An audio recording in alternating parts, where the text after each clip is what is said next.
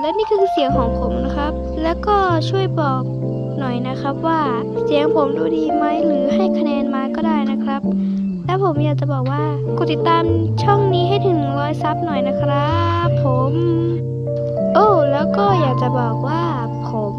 เป็นผู้หญิงนะครับผมไม่ใช่ผู้ชายแล้วก็ไอ้พวกที่ชอบบูลลี่เสียงผมนะครับผมเตือนไว้เลยนะครับอย่ามาบูลลี่เสียงผมดูเสียงตัวเองก่อนแล้วค่อยมาบูลลี่เสียงผมนะครับผมเตือนแล้วนะครับเตือนแล้วตอนนี้ผมก็ไปก่อนนะครับพี่น้องสวัสดีครับ